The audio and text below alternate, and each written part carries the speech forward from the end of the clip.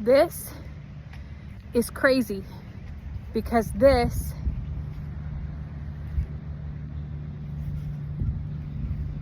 is ours.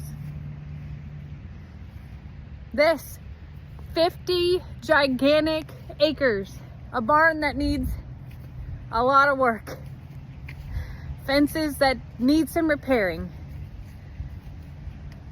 50 gigantic, like I feel like if I walked this every day, I would be half of the woman that I am, seriously. Grass for our cows, and maybe one day our horses. A lot of work, a lot of projects, a lot of things to do, one thing at a time.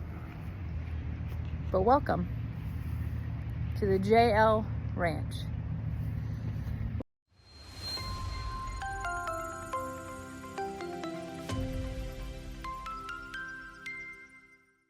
Lester is currently walking every fence to check it. The previous owners have 5 more days before they have to come pick up their cows. They wanted to make sure things closed out appropriately, which is completely warranted. But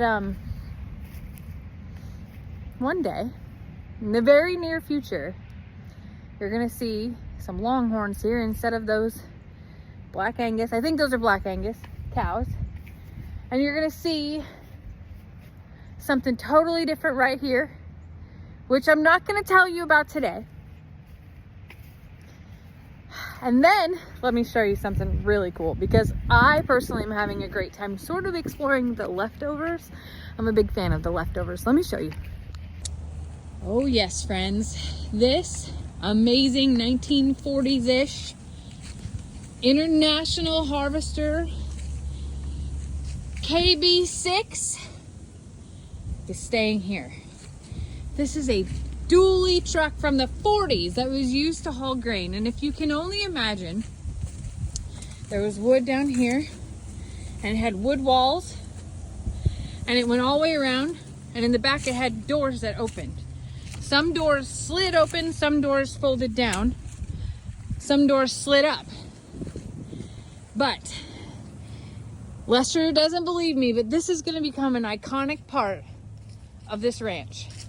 Yes, I have every intentions of big things with this lovely piece of history. I can't hardly wait. Like, I just can't stand it, because it's not going to stay right here in this space. It's going to move up to the front. She's going to get, I say she's going to get a paint job. She's going to have a new platform across the back. She's going to have some things that I'm not quite ready to tell you about. And I've still got some things to think through here.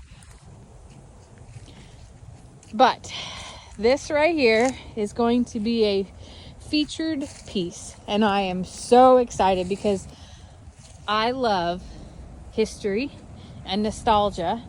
And I think that this is somehow tied to this land previously.